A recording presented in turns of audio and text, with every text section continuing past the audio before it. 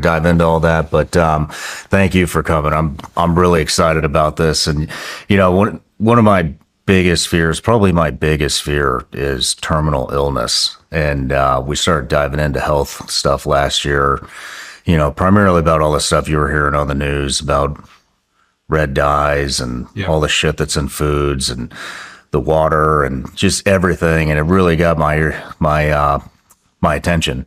And so I've been looking for somebody, on the subject of cancer, and you're like right there. So this is something a subject I've been wanting to dive into for a long time. So I just really appreciate your time and coming here. I'm so happy to be here and looking forward to this conversation. Cool. Well, everybody starts off with an introduction here. Nice. David Fajgenbaum, trailblazing physician scientist and tenured professor at University of Pennsylvania's Perelman School of Medicine, channeled your expertise in immunology and drug repurposing to tackle some of the world's most elusive diseases.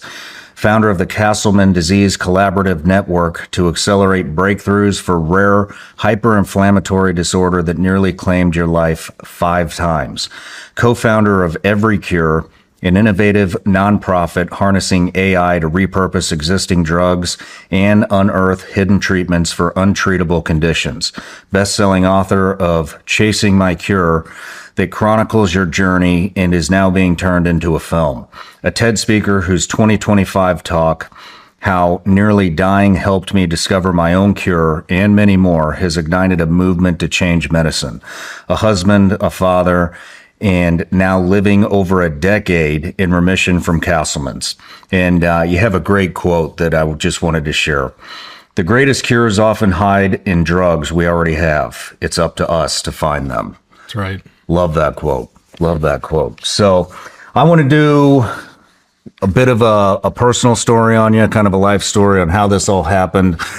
I know you were a hell of a collegiate athlete when you got diagnosed, correct? And so we'll start there and then go through all your research, how you cured yourself and all that good stuff. But first, we got a couple of things to knock out. Sounds good. Kind of funny because I was just talking about red dyes, but here's a bag of Vigilance Elite gummy bears made here in the USA. No funny business, no THC, no CBD. It's just candy with all the horrible shit that comes along with candy, but they taste amazing. My kids are going to love this.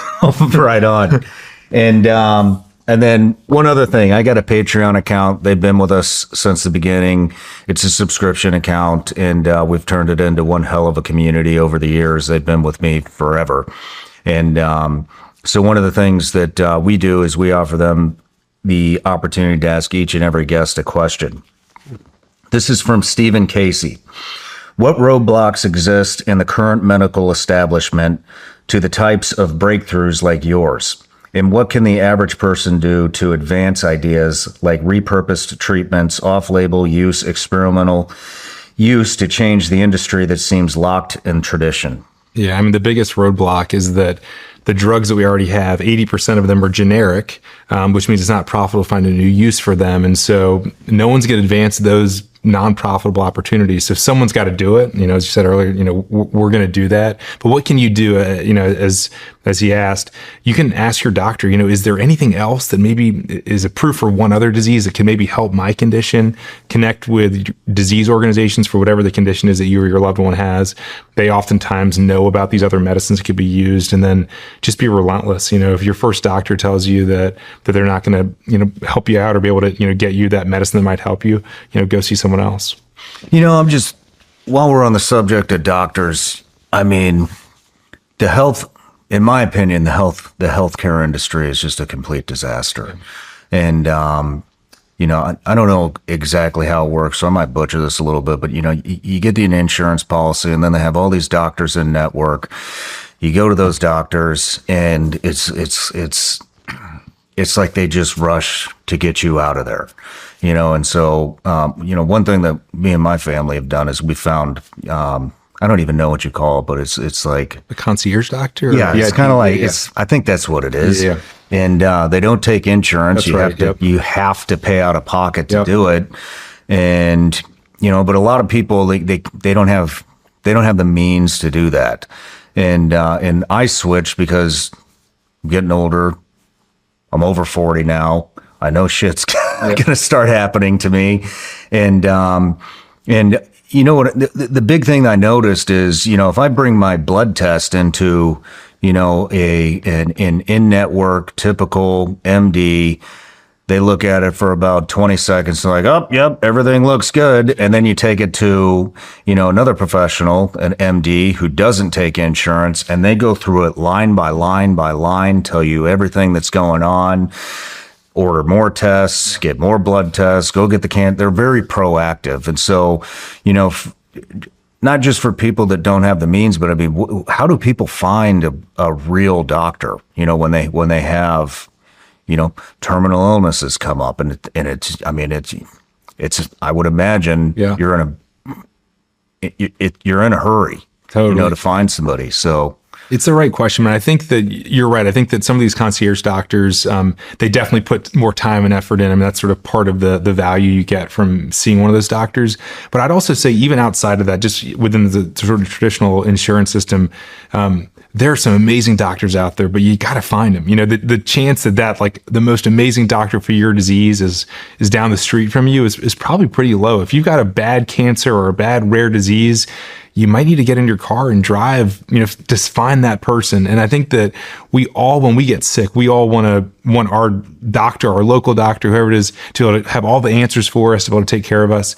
But for a lot of these really bad diseases that are really hard to figure out, sometimes you got to find the expert, and you got to take that extra step that you don't want to take. You want to trust your local doctor, but I think that sometimes you got to do that extra step to find the right person for you. What could you elaborate on that just a little bit? I mean, for those of us that have very limited knowledge in healthcare at all, let alone specific diseases, I mean, is that a Google search? Is that an AI search? I mean, how does a uneducated person in the healthcare industry know what they're looking at? I mean, where do they even start to find a good doctor? I think the first thing is a Google search. Whatever your disease is, throw that into Google, maybe throw in disease organization, because there might be an organization for that disease. You can call someone and all they think about is that disease. They've got a kid with the disease, or they have it themselves.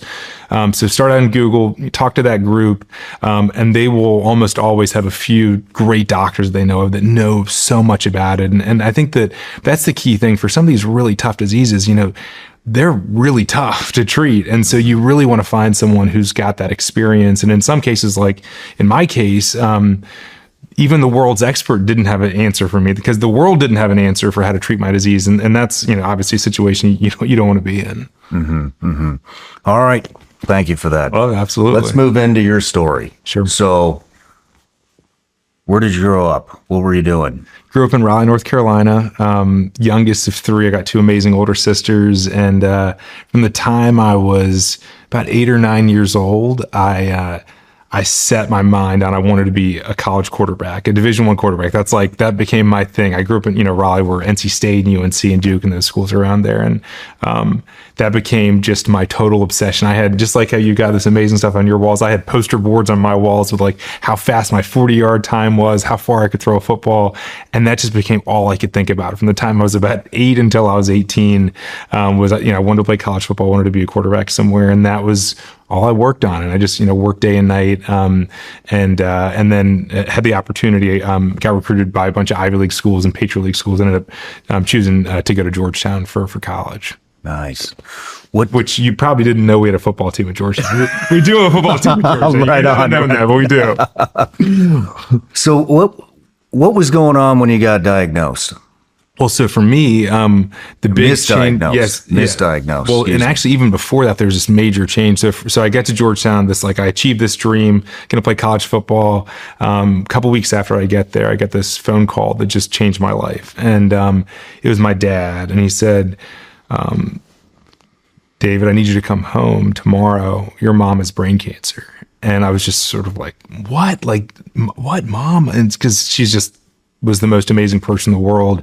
And she'd supported me through everything. And, I'd just gone off to college and came home and learned that she had this horrible form of brain cancer where basically no one lives for more than a year or two. And I was optimistic and hopeful that, that we were going to that she was going to be the one that was going to live, battle this disease. And she fought so hard, Sean. But over the course of 15 months, the cancer recurred and it progressed. And, and she ended up passing away October 2004. But during her battle, I saw her do so many things that, to your question, that ended up becoming so critical for me when I got into my battle. I mean, Sean, she had this horrible brain surgery where they actually opened up her skull during the surgery while they were taking out parts of the tumor and woke her up while the skull was open, woke her up while they were cutting out pieces of it. It's this really intense, crazy surgery. They closed it up. She came out in the waiting area, and then they took her back. And I remember my dad, my sisters, and I going back to see her, and we were so nervous. Like, is my mom going to still be there? They just took out a bunch of her brain with this brain cancer. Is this going to be the same person that we've loved and just the most amazing person in the world? And we get back and we see her, and she's got this wrap around her head and a bulb coming out of her skull. And she looks at us, and she pointed to her head, and she said, "Chiquita Banana Lady." And we just burst into laughter. Like, she thought she looked like the Chiquita Banana Lady. And we were like, oh my gosh, like, we've still got our mom here. Like, she's still here. This is who we loved before. But it showed me that even in the midst of literally the worst surgery you could ever go through, she was thinking about us. She wanted to make a joke for us, which to me was just this like incredible selfless act. But she passed away, as I mentioned, 15 months after that surgery. And just before she passed away, I promised her I would dedicate my life to trying to find treatments for patients like her. I said, "Mom, I'm going to be a doctor. I'm going to try to find drugs to help people just like you." And she loved the idea. She had very limited speech towards the end of her life. And the two words she could still say were unconditional love. And she said unconditional love. And I was like, all right, I got to do this. And so I decided to go into medicine. I was pre-med. I went to Oxford for grad school, Penn for med school. And I was on my way to fulfilling the promise to my mom. You were 19 when that happened. I was 19 when she passed away. That's right. Man, that when I lived in Florida, I came home from a deployment when I was contracting for CIA, and I had a neighbor. Her name was Wendy, and beautiful woman, beautiful person. Two twin boys that were getting ready to graduate high school. And she came over and told me that she had brain cancer. And I was like, I didn't know what to think. I was like, oh, you'll get through it. And I mean, I went on a deployment again, came home 2 or 3 months later. Man, she was like a totally different person. I just, that was the first time I realized how bad a brain, this is where my fear that I was just telling you about derives from. And I remember, watching her, she gained a tremendous amount of weight, lost all her hair, and it got so bad that you could go talk to her and you knew that she could it looked like she could understand what I was saying, but she couldn't formulate the words and get them out to me. And you could just see like tears building up in her eyes, because it makes me sad right now, because I just had a tremendous amount of respect for her. And like I said, she was a beautiful person, and she fucking held on. Yeah. She held on. I think her kids were juniors in high school actually at the time. And it was like a week after they graduated high school, and they got their, they knew where they were going to go to school. Yeah. I mean, she held on for that long, and I was just like, holy shit, man, that stuff is nasty. It is. And I just wanted to share that, and I mean, but. No, thank you for sharing that. And I mean, and what, Wendy's kids went through to lose their mom at that age, it's heartbreaking. It's totally heartbreaking. It's heartbreaking. And it's also, I mean, the amount of suffering that Wendy, your mom, people with brain cancer endure. I mean, and to hold on, to have the courage and the drive and the will to hold on, to know that her kids are going to be okay, with her gone. It makes me choke up right now, but I mean, it's, man, I just don't wish that on anybody. It's the worst. And I mean, and that same feeling of like not wishing on anyone. I mean, for me, it just, there was just this something that just clicked in me and just snapped, which was like, I'm going to dedicate my life to getting revenge against these things.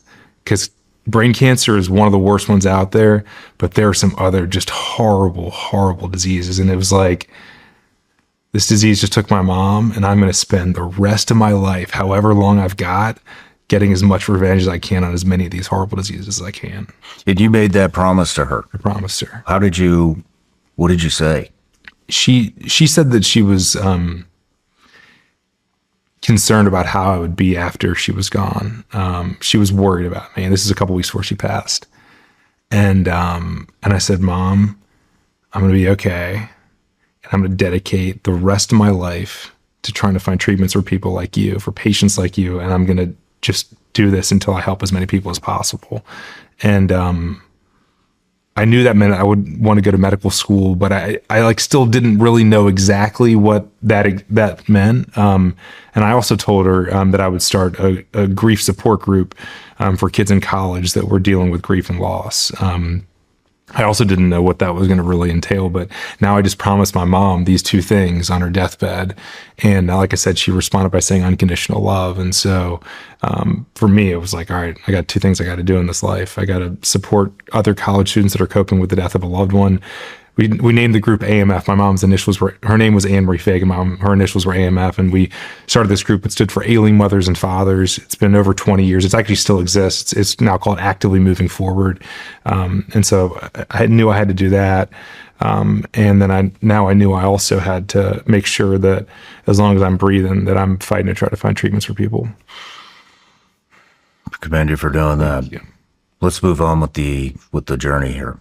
Yeah. So, we get to now I'm a third year med student making progress towards this dream.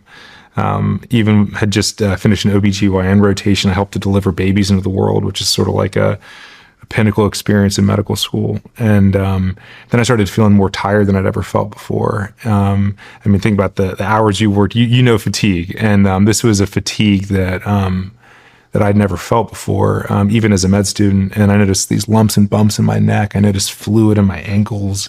And I was really healthy. I was like, what's going on here? I don't know what's going on. Horrible abdominal pain. So I took an exam in the hospital, and I was feeling so unwell that I basically stumbled down the hallway from where I took the exam to the emergency department. Told them about my symptoms. They ran some blood work, and the doctor came back really rapidly. And he looked at me and he said, David, your liver, your kidneys, and your bone marrow are shutting down. Holy! We have to hospitalize you right away. And I'm like, wait, what? I'm me? How fast did this come on? This was about 2 weeks of symptoms. Within 2 weeks, I went from I was as healthy as you could be. A few months before that, I'd won a bench pressing contest in the state of Virginia. I was as healthy as you could possibly be. And then all of a sudden, just now in the ICU, first hospitalized. Within a couple of days, I was in the ICU. I had a retinal hemorrhage that made me temporarily blind in my left eye. Its vision's back. I needed daily transfusions to keep me alive. I was on something called dialysis because my kidneys weren't working. And literally, I was actively dying. Everything was shutting down. I was actively dying. And we didn't know what it was. The doctors were like, we don't know what this is. Maybe it's an autoimmune disease. Maybe it's lymphoma, a form of cancer. But whatever it is, we got to figure this thing out really quickly because it was killing me. And I got more and more sick, so sick that my doctors told my family that I wasn't going to survive. And so my family came into town. My best friends came into town. Literally one by one marched in. We snot cried. We hugged. I said everything that I ever wanted to say to them. They said goodbye to me. Holy shit. Yeah, this is when I was 25 years old. And kept getting more and more sick. And so at a certain point, my family had a priest come in the room and read me my last rites because they were sure that I wasn't going to make it. And fortunately, right around that time, they did something called a lymph node biopsy where they cut out my lymph nodes because they thought I had cancer of the lymph nodes called lymphoma. And when the doctors looked at it, they said, we don't think this is lymphoma. We think it's something called idiopathic multicentric Castleman disease, which I was a med student. I'd still never even heard of it before. But basically, it's a disease where your immune system attacks your organs until you die. It just destroys you and kills you. But the only thing they knew to try was chemotherapy. They were like, well, if your immune system's trying to kill you, maybe we'll try to kill the immune system with some chemo. And so they gave me chemo in this like sort of last ditch effort right around the time I had my last rites read to me. And it just sort of kicked in just in time. And I survived that, but then I would go on to have a bunch of relapses. What is it? What's going through your head as a 25-year-old man, knowing that you're being told that you have a terminal illness? I mean, you're saying goodbye to your family. You got a priest reading your last rites. I mean, how do you handle that? It was. I think about this all the time. If it were to happen to me, because these things just that they seem to be more and more. It's like every day. Yeah. I hear somebody else. My mom got diagnosed with cancer. My friend, my friends, like all these. It's like every day. Yep. You hear somebody else is diagnosed with cancer. That's right. Yeah. I mean, it was heartbreaking. I was devastated. I had this amazing girlfriend, Caitlin, that I wanted to have a life with. I'd made this promise to my mom. I was going to treat all these patients and I was going to discover all these treatments. I wasn't going to be able to follow through on. I just felt like there was just so much that I was never going to experience that I wanted to so badly. And, I didn't have any regrets about what I did in life, but I just had this like feeling of regret about things I never would get to do or that I never got to do. And I was just heartbroken. But, I think that I ended up spending about 6 months in the hospital in critical condition. And I think about, some of the things that you've gone through as a soldier and sort of just like fighting, one day at a time.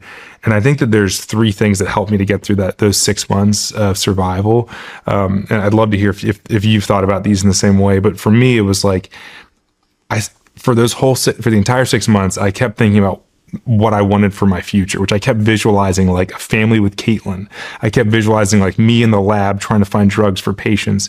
I had to have this vision for what I was fighting for. So that was the first thing. The second is that I had this like amazing support group around me. My dad, my sisters, Caitlin, like they were literally holding my hand, like giving me strength. Like I could feel their strength from the way they were holding my hands, from their voices, like that gave me strength. And then the third thing is that, it really was this, like, it's this cliche of like one step at a time or like one breath at a time. But for me, it really was one breath at a time. Like if you told me at the beginning of this 6 months, like, David, you're going to suffer the most horrible pain for the next 6 months. Every breath you take is going to be horrible. I gained 100 pounds of fluid.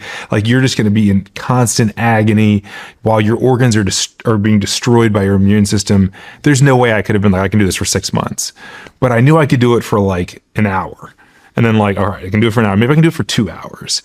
And then those hours just started stacking up to, all right, I did it for a day. Like I can keep doing this as long as I've got my family around. I couldn't have done it if I was on my own, but as long as I've got them supporting me, I can do this. And all of a sudden they stacked up and then I made it through. Did you ever come to acceptance? Well, I don't know if I would say acceptance, but there was one point where I was ready to give up, where I started slowing down my breathing and my family was around me and my sister Gina was holding my hand and everyone was, saying goodbye. I just had my last rites read to me and it hurt so bad to take every breath. And it was just like I was fighting. And then I started to slow down and I was gonna let go. And I heard my sister Gina, and I can picture it, I can hear it. And she said, "Just breathe, Dave, just breathe." And I heard that, I was like, all right, I can do this. I can do another breath. And I was like, I'm not going to slow down. Like, but in my mind, when I was slowing down my breathing and letting go, I was expecting that I was going to be letting go maybe a couple of days of life early. Maybe it's a day of life that a day of suffering basically that I was going to be sort of letting go. Like you said, Wendy, she was fighting. Like you can fight for survival. There's that when you're at the end, you can keep fighting or you can let go. Mm-hmm. And I was going to let go. I was ready to let go. But when she said, "Just breathe, Dave, just breathe," I was like, all right, I can do that. I'm going to keep doing a couple more breaths. And Sean, if I'd let go then, I would have known that I would be here 15 years later sitting here with you. But I took that extra breath. I kept fighting. And then thankfully the chemotherapy kicked in and I'm sitting here with you 15 years later. Man, I mean, yeah, if she hadn't said, "Just breathe, Dave, just breathe," I'm not here.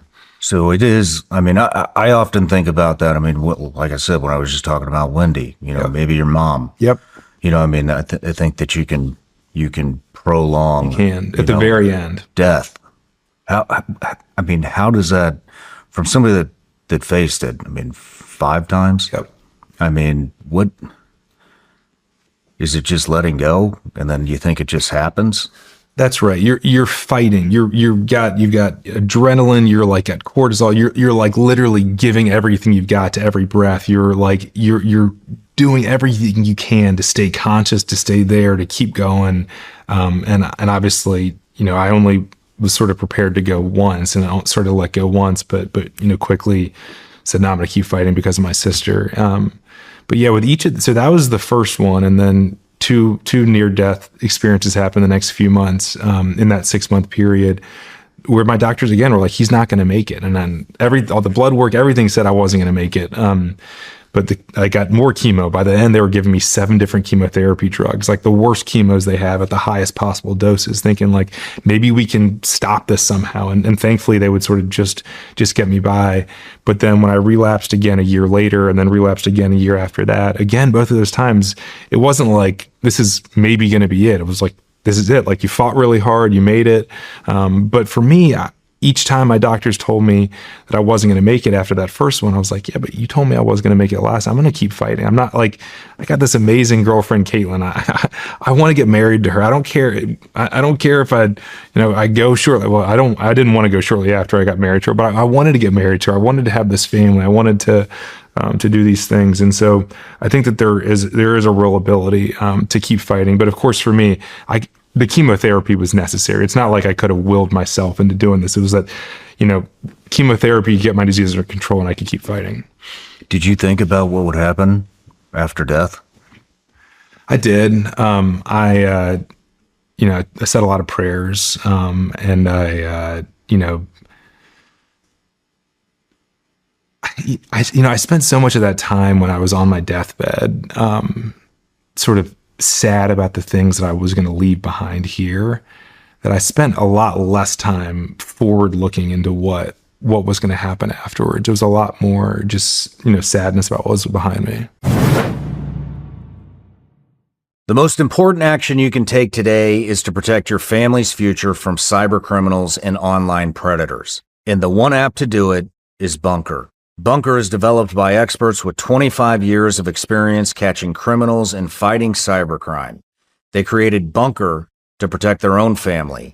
Now they're sharing it with you. What do you get with a Bunker family plan? With the family plan, you get a private messenger to share messages, photos, and files with your spouse and children, connecting only with the people you approve.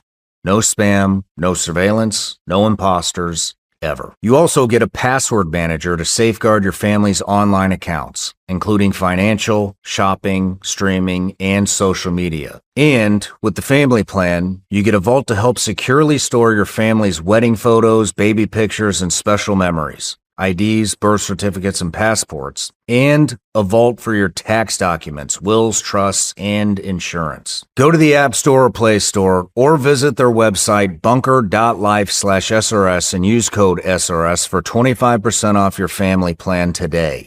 That's bunkr.life/SRS and use code SRS for 25% off your family plan today. The cost of everything is still out of control, and many of us are relying on credit cards. If that debt is piling up, you're not alone. Americans collectively owe over $1 trillion in credit card debt. You might have considered reaching out to American Financing, but hesitated because you don't want to give up your low mortgage rate. Well, there's good news. They've created the Smart Equity Loan, a solution designed to help you take control of your finances without touching your current mortgage. Unlike a HELOC, which can have varied interest rates, the Smart Equity Loan offers a fixed rate. That means one predictable monthly payment, giving you peace of mind. This loan allows you to leverage the equity in your home to pay off high-interest debt, free up your cash flow, and keep your existing low mortgage rate intact. It only takes 10 minutes to get started with no upfront or hidden fees. Call American Financing today and start saving now. 866-781-8900. That's 866-781-8900 or americanfinancing.net/SRS.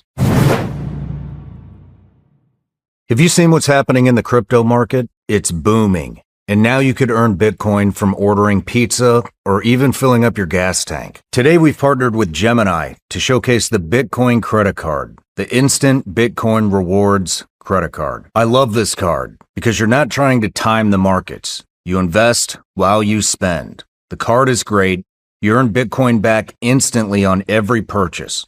You get up to 4% back on transportation, 3% back on dining, 2% on groceries, and 1% on everything else. The Bitcoin credit card is an easy way for you to get exposure to Bitcoin without ever having to buy it directly. Just swipe your card like you normally would and earn Bitcoin back instead of points or miles. Bitcoin rewards earned and held for 1 year on the Gemini credit card have appreciated 176% on average. You're investing as you spend. Truly a no-brainer. To sign up for the Bitcoin credit card, head to Gemini.com/SRS and get $200 in Bitcoin when you spend $3,000 in your first 90 days. You can see if you're eligible with no impact to your credit score. Click the link or go to Gemini.com/SRS to apply and start earning instantly. See rates and fees in the description for more info or by visiting Gemini.com.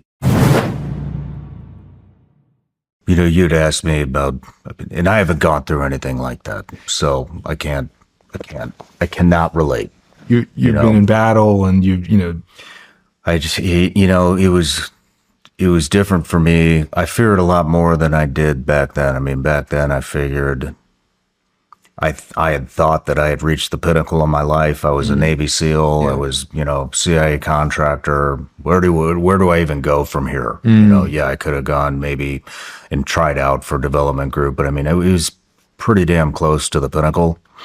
And, and so I just kind of always, if it got hairy, I kind of always considered myself dead already, or I just never really expected to come back from any of those deployments. Wow.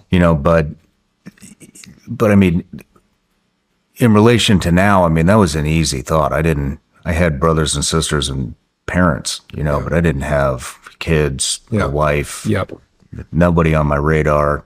All I was doing was that. And so I can't really relate, you know what I mean, to what you were going through. I didn't have a fiance. My future was exactly what I was doing at that point in time, which was what I loved. And so it was, if I'm going to go, this is a great way to go. Wow. But luckily I made it through. So yeah, glad you did. But you too. But so let's move on. Yeah. So I make it through that 6-month period somehow, some way, and I got put on an experimental drug, a drug that was going into clinical trials for my disease, my rare disease, this disease called Castleman's, with 1,000 patients diagnosed a year in the U.S., like super rare. And we thought it was going to keep me in remission. So I went back to med school. Caitlin moved down to Philly. We're like living together, and I'm back on track. I'm still leading this grief support network called AMF, but I'm back on track. I'm going to find treatments for patients. I'm going to finish med school. I'm going to take care of patients. And then I started to relapse on that experimental drug. And Sean, that was so hard mentally and emotionally to go through. Like, this is the drug that's supposed to work. Like, it's working for other patients with my disease. Like, and it just wasn't. I relapsed right through it. Ended up back in the ICU with all my organs shutting down. And mentally to go through that was really, really tough. And my doctor explained to me, this is now for the 4th time, David, you're actively dying. It's unlikely you're going to survive this.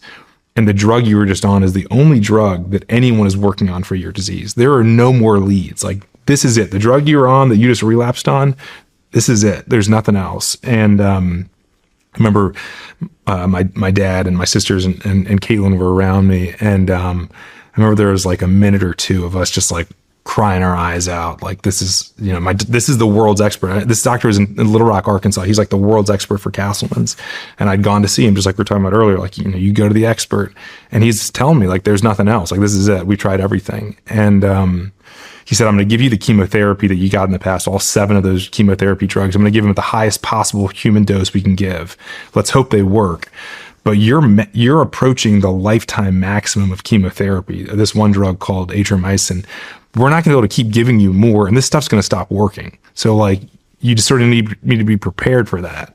And so we were bawling our eyes out. And then when the doctor left the room, something sort of clicked the same way that it clicked with my mom. And that's when I told them that I'm going to dedicate the rest of my life, however long that is, trying to find a treatment for Castleman disease. And I didn't know what that would be. And frankly, I didn't have $1 billion in 10 years to create a new drug, which is about how much time and money it costs if you want to make a brand new drug. So I didn't have the money, I didn't have the time, but I had a really simple and important realization. And that was those 7 chemotherapies that I kept getting that kept sort of barely saving my life. None of them were made for Castleman disease. They were all made for cancer of the lymph nodes, for lymphoma, but they were saving my life from Castleman. So I was like, well, wait a minute. You're telling me there's no more drugs for Castleman disease, but you just used 7 drugs for lymphoma and those just saved my life. So like, what if there's an 8th drug for lymphoma, or what if there's a 9th drug for something else that could work for Castleman's? And my doctors were sort of like, well, but there's nothing else that we know of. And I'm like, yeah, but have we tried all 4,000 drugs for Castleman disease? And so that became my just total, like, locked in focus. It was like, I can't develop a new drug from scratch. I want to get married to Caitlin, have a family. I want to develop drugs and treat patients. Like, I got to find a drug that already exists for something else. And then I got to try it on me. And that became just my total focus. Where do you start? So to start, I spent a lot of time just sort of researching online, like, are there any case reports of doctors trying different things? Like it happened in Japan, there was a doctor that was trying these different drugs. And so then when I relapsed and had my 5th deadly flare, I actually started trying those drugs that were being used, that had been used in other parts of the world. I asked my doctors, would you prescribe this drug? It had been used in Japan, and we tried it and it didn't work at all. And I said, well, can you try this other drug? It was used for a disease like Castleman's, and that drug kind of worked, but I just relapsed right through it. I ended up back in the ICU. And I felt so disappointed because I had spent that year like thinking about what could be tried, and we tried these 2 drugs. But the third thing I had done was that I started storing my blood samples every couple of weeks in the freezer at a lab at UPenn, because my belief was if I relapse, and I thought I probably would, that I needed to get those blood samples so I could figure out what was going wrong, so that way I could target it. I needed to get like basically some evidence to figure out what to go after. And so thankfully I survived that 5th episode again with those 7 chemotherapies. And when I got out of the hospital, and actually even while I was still in the hospital, I turned to my sisters and to Caitlin, and it was like, let's get all the samples we can. All those samples that are in freezers, the lymph nodes that are here and there, get them all to Philly. I'm basically going to go to the lab, and I'm not going to leave until I figure something out. And so got back to Philly, and then I just worked basically day and night running experiments on, I thawed those blood samples, started measuring proteins in the blood, measuring what those immune cells were doing. And I eventually identified that a communication line in the immune system, you got all these immune cells all over your body, and they got to communicate with one another. And I discovered that one of those communication lines was turned into overdrive. Sort of like it, to me, I thought of it as like, it seems like maybe the fire alarm is going off in my immune system, even when it shouldn't. It's like a false alarm. And so therefore it's attacking everything. And what was really important about that discovery, Sean, is that there's a drug that's been around for decades that can turn that communication line off. And it was made for organ transplantation. So like if you were to get a kidney, your immune system would attack your kidney, that new kidney, that transplanted kidney, unless you took this medicine, which would prevent your immune system from attacking that transplanted kidney. And that drug turns this one communication line off. So I went to my doctor, a doctor in DC, and I was like, hey, would you consider prescribing this? And he's like, well, it's never been done before for Castleman's. Like, it could cause problems. Like, it could turn things in the wrong direction with your immune system. Maybe this could kill you. And I said, well, but I've almost died 5 times and I'm out of options. And so he prescribed it.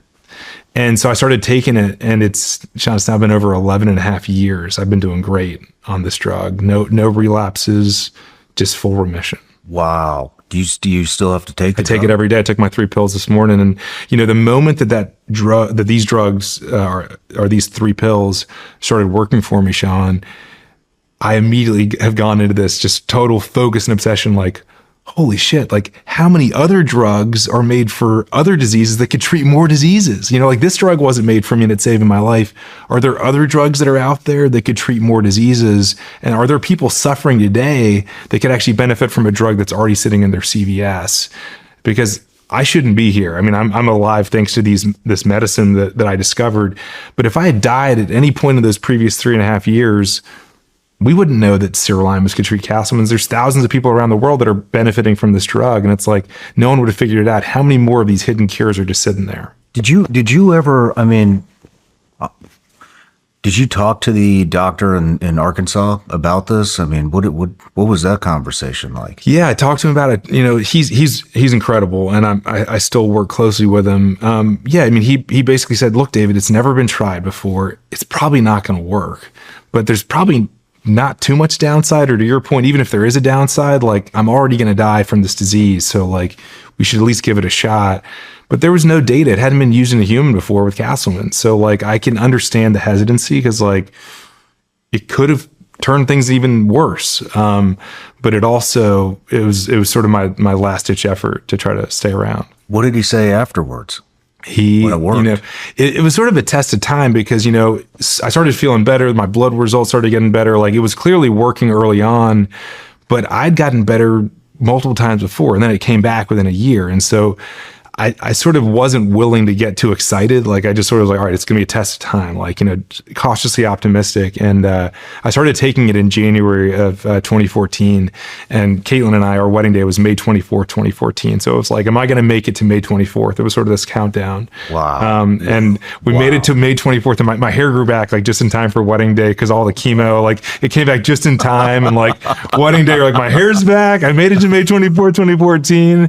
And we had the most amazing, like every wedding is amazing. This wedding was like extra special because everyone that was in attendance was like, I can't believe this is happening. Like I couldn't believe it was happening. And then of course, when you think about, saying till death do us part, it's like, it has a whole different meaning when you know that the person you're marrying, and for me, Caitlin, that like she was there with me through everything. We had a little conversation before the interview about how you guys were engaged, and you had a question for her. Could we revisit that? Absolutely. What an amazing woman. She's incredible, isn't she? Just with me through everything. And so, yeah, the question I had for her was, right when I finished those 6 months in the hospital, Sean, you've seen the picture of me. My head's bald from chemo. I've got this huge belly because of my liver and my kidneys weren't working. I'll tell a story about that in a minute. And Caitlin came down to visit me in North Carolina. That's where I've been hospitalized. And we're sitting on this couch in my sister's house, and I got my hand over my head. I remember just being like, Caitlin, I've got a terminal illness, and are you sure you want to be with me? Like you could find so many amazing people. Like you're amazing. Like are you sure you want to be with me? I'm gonna be sick, and like I don't know how much longer I have.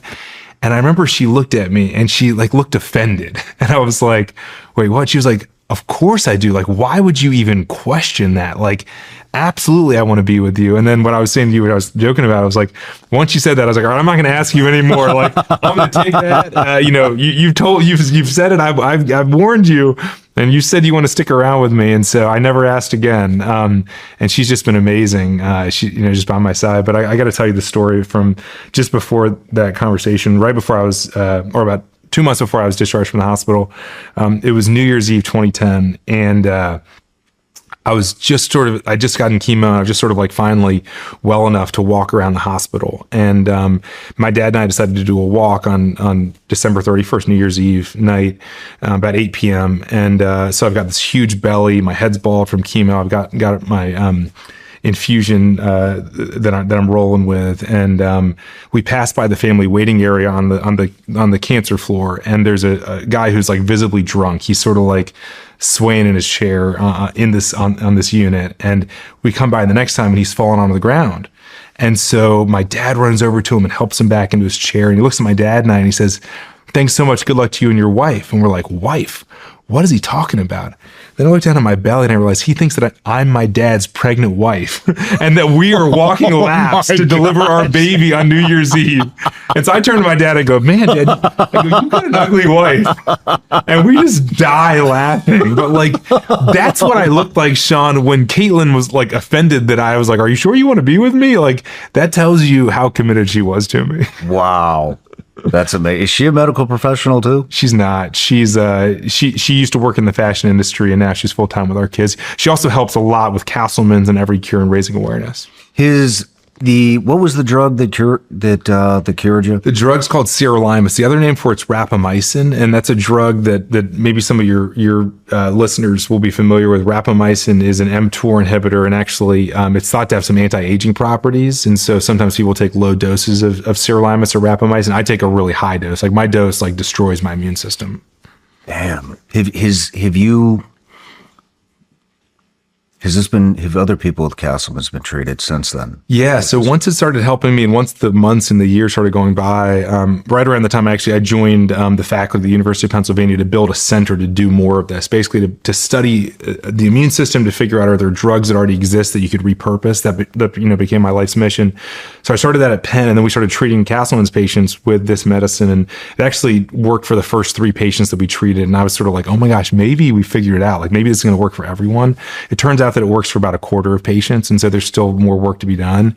But yeah, I mean, the first patient that I saw that we treated was this young boy named Joey, who was in the Children's Hospital of Philadelphia, and I'll never forget seeing him just before treatment was started, and then seeing him a couple days later, and seeing the blood work and seeing that things were improving. Within days. He was critically ill in the hospital, and within days seeing things were starting to stabilize and they started getting better. And I would come by every day, and his mom would hand me the lab test, and I would look at it and I was like, oh my gosh, Joey, this is working. And for me, that meant so much. He's now a sophomore in college at Temple University in Philadelphia. I just saw Joey a couple weeks ago, and he wouldn't be here if not for this drug that I came across that saved me, and now we've got patients all over the world on it. It just means everything. I mean, how does that? I mean, if it works 25% of the time, I mean, that's 1,000 people a year. Yeah. In the U.S., you said that have this 250 that are going to go on to do great things. Yeah, exactly. I mean, how does that feel to you? It's incredible. And the feeling, and actually the thing that's most incredible, Sean, and I don't know if you'd immediately appreciate this, but for me, what I found is the most incredible part is when I get to hear about what these people are doing, basically in this overtime that they've got. So Joey's a sophomore in college. Kyla, who we repurposed another drug to save her life, she's now trained to become a nurse. She wants to take care of the other sick, of people with illnesses, like nurses took care of her. Michael, who has a rare cancer, we repurposed a drug for his cancer. He walked his son down the aisle a year ago, 8 years after he was diagnosed with this terminal cancer.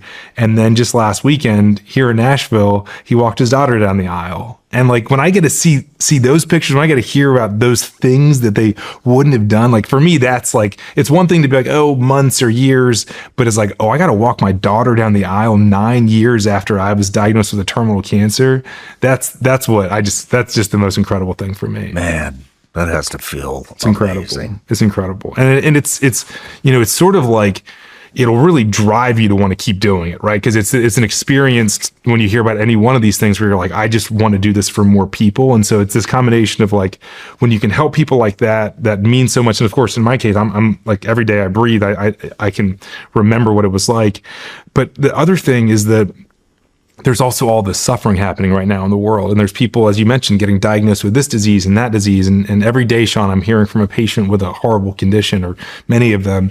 And so you sort of juxtapose all of the incredible hope that you get from all the people you can help, and then all of the people who are suffering right now from horrible diseases. And that's just driven us to say, we've got to make sure that all the drugs that we've got there's about 4,000 drugs that are FDA approved.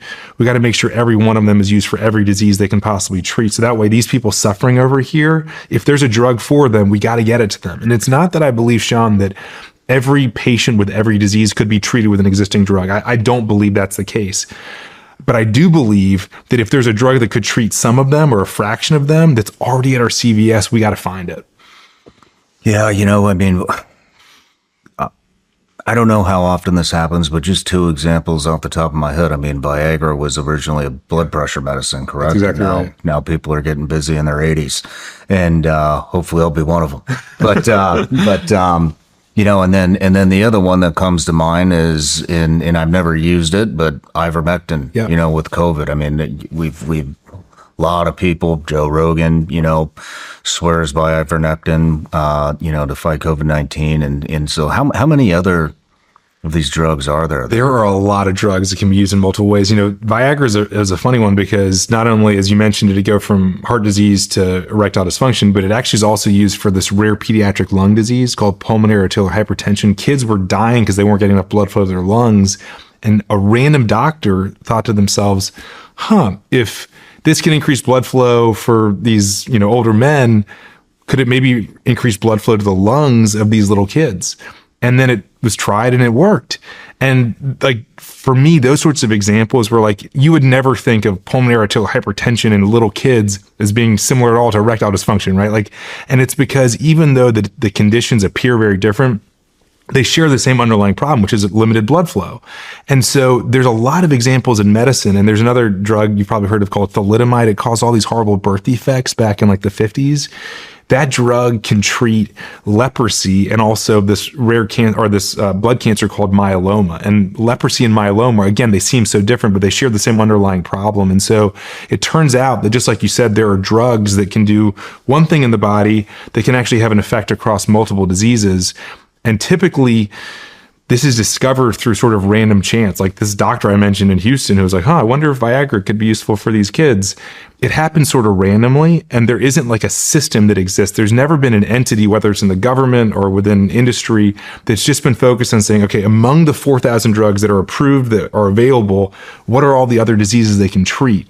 And because it hasn't been done systematically, I could discover a drug like sirolimus could save my life. And, drugs can be found like tocilizumab could be used in all these different ways. So there's all these drugs out there, and there's just never been an entity to say, like, we're going to match into everything we can. So how many drugs have you personally found that treat? We've advanced 14 drugs for diseases they weren't intended for. 14 drugs. Yeah, 14. Is that incredible? And that's in the last just 11 years, since, sirolimus, of course, being one of them. And that's primarily from my lab at Penn, where we're focused on just a few rare cancers and inflammatory diseases. And so about 3 years ago, I'm sitting here thinking, okay, in our small lab at UPenn, we're advancing, at that stage, it had been over 10 drugs for diseases they weren't intended for. It's like, how many more are there out there? And what was so important that this came up about 3 or 4 years ago is that one of my really close friends from medical school, Grant Mitchell, was really pioneering the use of artificial intelligence to use medical record data to try to figure out subtypes of patients that could benefit from one drug or another drug. And we came together and we said, what if we could utilize artificial intelligence to scan across every drug and every disease? Like my lab works on a few diseases and a few drugs. What if we could actually scale what we're doing for these few, but to all? Like what if we could use AI to look across all of the world's knowledge to come up with how likely every drug, all 4,000 of them, are to treat every disease, all 18,000 diseases. And if AI can help us to figure out what looks most promising, then we can do the hard work afterwards. We can work in the lab. We can do the clinical trials. We can do what's needed to prove it. But let's actually start by using AI to make these matches. And so Grant and I co-founded a nonprofit called Every Cure, along with Tracy Sikora, our other co-founder, which is on this mission, which is to save and improve lives with the drugs we already have. And we start out by using AI to scan everything, the world's knowledge of everything versus everything, to find out the very best opportunities to take forward. Wow. I want to get into that more in depth, but going back a little bit, I mean, you're researching, how many drugs are there? There's 4,000. 4,000 drugs. There's a lot of conspiracies around pharmaceutical industry and that they don't want to cure cancer. They don't want to cure these drugs. They just want to prolong, and basically what I'm getting at is they just want to make money. They don't really give a shit about people's lives. I don't know if that's true or not. A lot of conspiracies running wild in the world today, but one question I have is, when you find a drug like this, especially the one that you were just talking about that was kind of a sleeper back that they were using in the 50s. Yeah, it's thalidomide. Birth defects. I don't know what company developed that, but do these, when you're taking a drug that's a Pfizer drug or whatever, are these companies helping you do the research? Are they funding it? Because they stand to make a lot of money if you repurpose the drug and you do the research, correct? It's a great question. And it ends up that it's like it's so much more complicated than it should be. And the reason it's complicated is that once a drug gets approved for one disease, it has about an 8 to 12 year lifetime before it goes off patent, it becomes generic. So basically, drug companies, when they develop a drug for one disease or a couple diseases, they've got an 8 to 12 year clock before it becomes generic. And once it becomes generic, then anyone can make a copy of that exact same drug, and there might be 10 people making the same drug, and the price plummets because it's all the identical drug. And so drug companies stop making money once their drug becomes generic. So they have to think in those 8 to 12 years, what are the diseases that are most profitable? And so they tend to go after the most severe diseases, because the most severe and the most common diseases, because that's typically where they're going to be able to charge the most amount of money. So how common is it and how severe is it? That's usually where they go. But they can't typically go after a lot of different diseases because they want to really focus on, maximizing profit for the few they can. So it's not that they're avoiding diseases. And again, this is partly my opinion, but I'm saying it as someone who, lost my mom to cancer and who personally has battled these horrible diseases. If I was seeing things like people hiding cures, I'd be the first person to talk about it. I don't see that. What I see is that drug companies focus their drugs on whatever diseases they can make the most money on in those 8 to 12 years, because they're businesses. And the moment that drug goes off patent, all research stops. So what that means is that we've got 4,000 drugs. Well, 80% of them are already generic. So there's no drug company that has any interest at all in selling more doses of that drug, because there's 10 manufacturers and they all sell them for a penny a pill. And so the problem is in my opinion, the problem is not that drug companies are not pursuing these additional uses. The problem is that if I discover that ruxolitinib can be useful for a new condition after ruxolitinib goes off patent, like, I got to figure out a way to drive forward the science for it. I got to figure out a way to get, whether it's the government or philanthropists or individuals, to donate to do the research, because the drug company is like, hey, I made it like a few years ago, but like 10 other people are making it right now, and I don't make any money off of that drug. I'm on to another drug now. And so I think that that's a problem in our system, is that 80% of our drugs are not profitable to find new uses for them. So that means someone's got to stand up and do the work, right? It's like, whether it's the government or some entity. And so that's where we at Evercure said, like, we figured someone else was doing it. Like, when I got into this, I'm like, there's got to be someone who's doing that. And it's like, oh, wow, there's no one who's picking these things up once they're generic and finding more uses for them, because no one's incentivized to do it. So we've taken that up. I mean, how do you fix this at scale? I mean, I have a feeling you're going to say AI, but I mean, and maybe that is the answer. Is there a better answer? Would it be, I mean, I'm just curious, let's say the U.S. government gets involved, and they start to incentivize the drug companies to continue their research, and maybe they grant the patent for another 10 years, or maybe they subsidize it. And I mean, what is your answer? I think what you just described, I think that's the only way you can do it, is that if you want to do this fully at scale, I think what you have to do is you have to incentivize these companies to say that, like, you get more patent life, or maybe your drug that's off patent, you can, get a patent back on it. The thing is that if you do that, you're going to end up saving a lot of lives, because that's going to drive a lot of cures.